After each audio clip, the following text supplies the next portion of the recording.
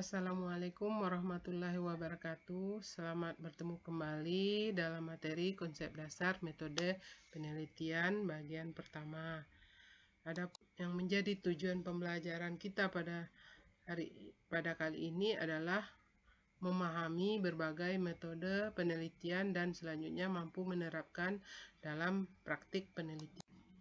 Lalu di sini yang menjadi komponen metode penelitian ini mulai berangkat dari masalah, ya, adanya masalah, kemudian adanya teori-teori yang akan mendukung dari penelitian kita tersebut, lalu adanya hipotesis atau jawaban sementara, selanjutnya adanya populasi dan sampel, kemudian adanya instrumen sebagai alat pengumpul data, lalu adanya pengujian.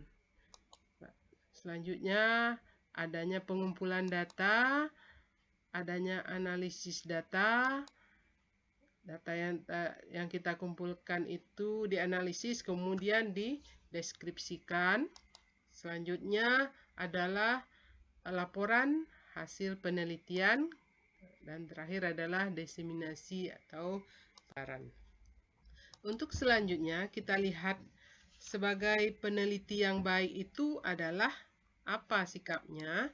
Yang pertama adalah tahu apa yang akan diteliti. Kemudian tahu bagaimana cara menelitinya. Selanjutnya kita lihat ada beberapa filsafat dari metode penelitian ini. Di antaranya di sini adalah yang pertama positivisme. Filsafat positivisme ini yaitu filsafat untuk metode penelitian kuantitatif. Metode ini disebut metode positivistik karena berlandaskan pada filsafat positivisme. Jadi ini untuk penelitian kuantitatif. Metode ini sebagai metode ilmiah atau saintifik karena telah memenuhi kaidah-kaidah ilmiah, yaitu konkret, empiris, objektif, terukur, rasional, dan sistematis. Nah, metode ini juga disebut metode konfirmatif karena ini cocok digunakan untuk pembuktian atau konfirmasi. Metode ini juga disebut metode kuantitatif karena data penelitian berupa angka-angka dan analisis menggunakan statistik. Dengan demikian, metode kuantitatif dapat diartikan sebagai metode penelitian yang berlandaskan pada filsafat positivisme. Digunakan untuk meneliti pada populasi atau sampel tertentu. Pengumpulan data menggunakan instrumen penelitian, analisis data bersifat kuantitatif atau statistik dengan tujuan untuk menguji hipotesis. Jadi filsafat positivisme ini memandang realita, gejala, fenomena dapat diklasifikasikan relatif tetap, konkret, teramati, terukur, dan hubungan gejala bersifat sebab akibat. Lalu ada lagi filsafatnya interpretif. Ini untuk metode penelitian kualitatif. Metode penelitian kualitatif ini disebut dengan penelitian naturalistik karena penelitiannya dilakukan pada kondisi yang alamiah atau natural setting. Filsafat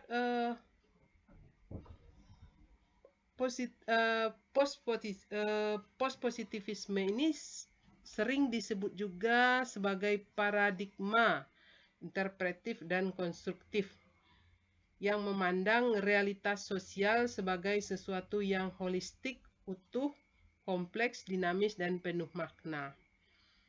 Jadi untuk untuk filsafat interpretif ini dipakai pada penelitian kualitatif. Lalu ada yang ketiga, filsafat pragmatisme. Filsafat pragmatisme ini adalah untuk metode penelitian kombinasi. Nah, ini bukan positivisme dan interpretif, tapi ini pragmatisme. Nih, gabungan kedua-duanya. Ini berdasarkan hal-hal tersebut di sini bahwa filsafat pragmatisme itu memandang dunia atau realitas itu tidak merupakan satu kesatuan yang absolut atau mutlak, tidak hanya menggunakan suatu sistem filsafat dalam memandang realitas. Dengan demikian, situasi sosial itu bisa bersifat holistik atau post-positivism, tetapi bisa juga dapat diklasifikasikan atau positivism. Nah, suatu kondisi itu tidak harus natural, alamiah, post-positivism, tetapi juga bisa ada perlakuan atau treatment positivism. Dengan situasi seperti itu, maka peneliti kombinasi dapat melakukan penelitian dengan metode kualitatif dan kuantitatif secara bersama-sama. Dan ada lagi filsafat critical social science. Ini tidak dari ketiga-tiganya, ya. Filsafat critical social science ini lebih kepada filsafat mengkritik filsafat lain. Karena tiga filsafat itu mengeksplorasi data data dimintai data. Walau ada masalah, peneliti tidak membantu. Dengan critical social science ini, jika ada masalah, peneliti diminta membantu menyelesaikan masalah. Untuk selanjutnya, ini ada perbandingan tiga filsafat. Pra-positivism, positivism, post-positivism. Untuk kita lihat pra-positivism ini adalah realitas itu berkembang secara alamiah seperti yang dapat diamati. Metode penelitiannya deskriptif, kualitatif, menggambarkan apa yang diamati. Kalau positivism, realitasnya real, relatif tetap, dapat diklasifikasikan, konkret, terukur, determinisme, bebas nilai. Lalu metode penelitiannya kuantitatif, ya, dari deduktif, ya, secara umum.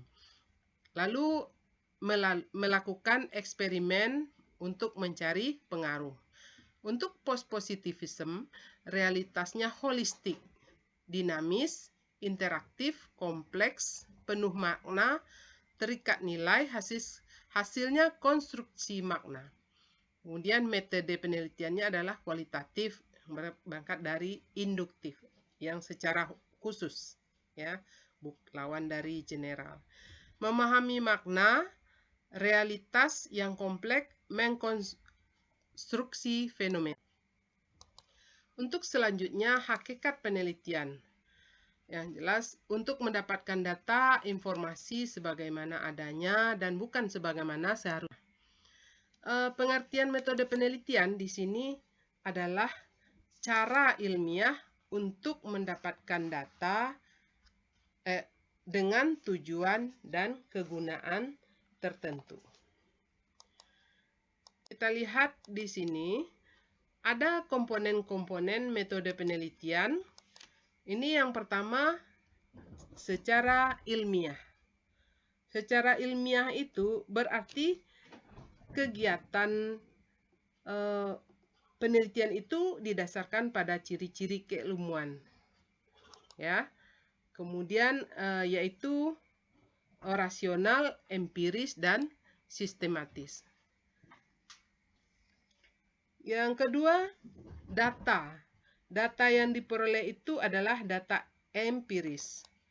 Kemudian ada tujuan, lalu ada kegunaannya.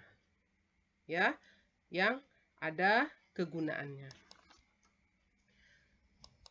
Coba kita perhatikan yang secara ilmiah. Secara ilmiah berarti kegiatan penelitian itu didasarkan pada keilmuan. Keilmuan yaitu rasional, empiris, dan sistematis. Rasional maksudnya di sini adalah berarti kegiatan penelitian itu dilakukan dengan cara-cara yang masuk akal sehingga terjangkau oleh penalaran manusia. Untuk selanjutnya empiris. Berarti cara-cara yang dilakukan itu dapat diamati oleh indera manusia sehingga orang lain dapat mengamati dan mengetahui cara-cara yang digunakan. Nah, bedakan cara yang tidak ilmiah, misalnya mencari uang yang hilang, atau provokator atau tahanan yang melarikan diri melalui paranormal. Itu bukan ilmiah. Nah, lalu sistematis. Artinya, proses yang digunakan dalam penelitian itu menggunakan langkah-langkah tertentu yang bersifat logis. Selanjutnya, ini ada macam-macam data. Terdapat berbagai macam data yang dapat dikumpulkan oleh peneliti. Ya, mulai dari data kualitatif. Data kualitatif ini bersifat empiris dalam bentuk kata-kata, kalimat, gambar, dan gerak tubuh. Lalu bermakna, kata-kata kalimatnya, gerak tubuh itu ada maknanya. Lalu data kuantitatif. Datanya adalah data diskrit, itu terbatas. Kemudian data kontinum, ya, berlanjut. Kemudian data kontinum itu ada data ordinal, lalu data interval, lalu data rasio. Kita perhatikan ini data nih. Kita hitung, coba kalau kita menghitung ada berapa orang? 1, 2, 3, 4, 5, 6, 7, 8, 9, 10, 11, 12, 13. Nah, menurut perhitungan, data ini 13. Tapi yang dilaporkan adalah 11. Ini datanya data diskrit, ya, data diskrit. Kita lihat untuk data diskrit ini sering juga disebut data nominal. Ini merupakan data kuantitatif yang satu sama lain terpisah, tidak dalam satu garis kontinum. Data ini diperoleh dari hasil menghitung. Kan tadi kita menghitung, ya, atau membilang. Ya, contohnya tadi 13 orang gitu, 13 orang. Ini adalah data diskrit. Ya, tapi dilaporkan 11. Itu data yang tidak valid gitu. Ya, harusnya datanya 11. Nah, sementara data kontinum adalah data kualitatif yang satu sama lain berkesinambungan dalam satu garis. Ya. Data ini diperoleh dari hasil mengukur, seperti mengukur derajat kesehatan, berat badan, kemampuan, motivasi, IQ, dan lain-lain. Data kontinum dapat dibedakan menjadi 3, yaitu data ordinal, interval, dan rasio. Sekarang kita lihat data ordinal. Dari data ordinal ini perankingan. Ini data ranking 1 nilainya 100, ranking 2 nilainya 95, ranking 3 75, yang keempat 70, yang kelima 60, yang keenam 45. Ini data jaraknya tidak sama. Ya. Makin kecil angkanya semakin tinggi posisinya. Misalnya juara 1 lebih baik dari juara 2, ya, eselon 1, eselon 2, dan selanjutnya. Ini adalah Data ordinal, jaraknya tidak sama. Kemudian selanjutnya adalah data interval dan rasio. Data interval dan rasio adalah data kuantitatif kontinum yang jaraknya sama. Ya, seperti ini. Ini jarak 1 yang jaraknya sama tetapi tidak mempunyai nilai 0 yang absolut. Contohnya data interval ini skala termometer yang digunakan untuk mengukur suhu. Ya, bentuk data interval seperti ini. Ini contohnya ya, jarak tidak mempunyai nilai 0 yang absolut. Jaraknya tidak sama. Kemudian ada data rasio. Data rasio ini jarak sama, ada nilai 0 yang absolut. Ya, ukuran panjang nilai 0 absolut. Ya, berdasarkan gambar ini. Jadi data rasio adalah data kuantitatif kontinum yang jaraknya sama dan mempunyai nilai 0 absolut. Sementara data interval jaraknya sama, tidak ada nilai 0 yang absolut. Untuk selanjutnya ini ada kriteria data. Kriteria data ini harus yang pertama dia valid. Valid ini menunjukkan ketepatan, derajat ketepatan antara data sesungguhnya yang terjadi pada objek dengan data yang dikumpulkan oleh peneliti. Jadi untuk selanjutnya data itu reliable. Reliable adalah derajat konsistensi atau keajekan data dalam interval waktu tertentu. Misalnya hari pertama wawancara, sumber data mengatakan bahwa jumlah karyawan 1.000, besoknya 1.000 juga, besoknya lagi 1.000 juga. Jadi yang jelas konsisten, ajek, ya. Kemudian data reliable itu belum tentu valid. Misalnya setiap hari seorang karyawan pulang malam dengan alasan ada rapat, padahal tidak rapat. Ini diucapkan secara konsisten, tapi bohong. Sehingga data itu terlihat reliable, tapi tidak valid. Maka data yang objektif juga belum tentu valid. Ya. Untuk mendapatkan data yang valid, reliable, kemudian data itu juga objektif. Objektif itu datanya memang berdasarkan objektivitas, ya.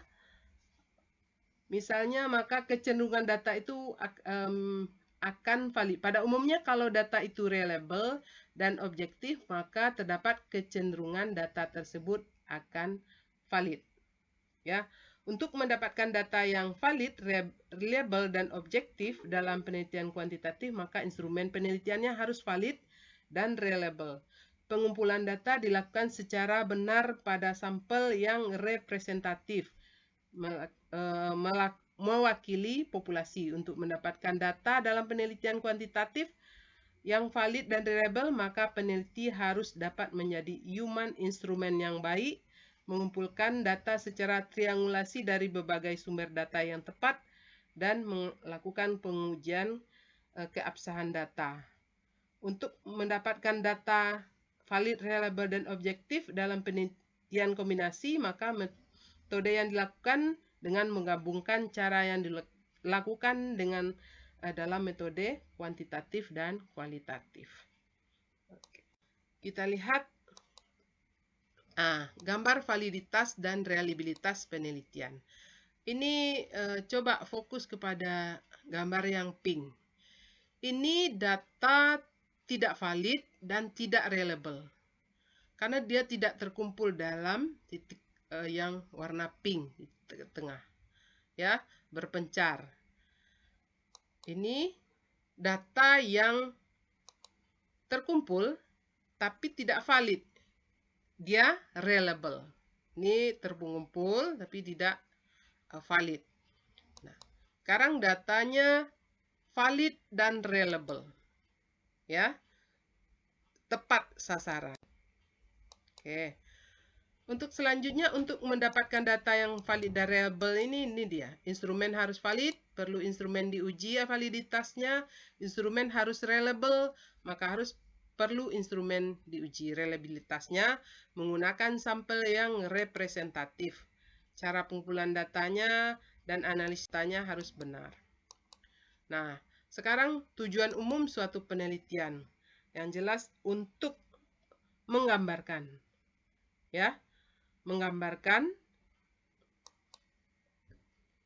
membuktikan, mengembangkan, dan menemukan. Jadi setiap penelitian itu mempunyai tujuan dan kegunaan tertentu. Secara umum tujuan penelitian ada 3, yaitu tadi ini. Tapi ini ada menemukan tambahan ya. Oke. Selanjutnya, kegunaan penelitian. Pertama adalah memahami masalah. Yang kedua, memecahkan masalah. Juga mengantisipasi masalah. Bidang penelitian.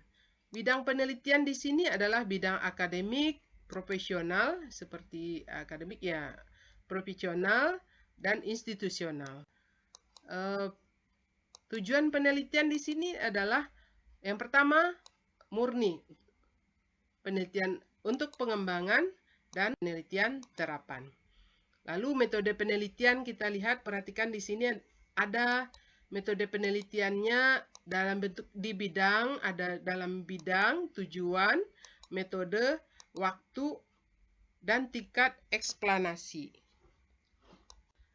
Kita lihat dari metode penelitian ini juga ada penelitian survei, eksperimen kuantitatif atau kualitatif, kombinasi kualitatif, research and development, action research atau tindakan, kebijakan, dan evaluasi. Juga kita lihat metode penelitian ini secara umum ada penelitian kuantitatif, terdiri dari eksperimen dan survei. Lalu penelitian kualitatif. Kualitatif ini banyak. Yang pertama ada penelitian etnografi, grounded theory, studi kasus, fenomenologi, dan naratif riset. Lalu ada penelitian juga mixed method. Mixed method ini gabungan ya. Ada berbentuk sekuensial, lalu sekuensial ini berbentuk explanatory, kemudian exploratory.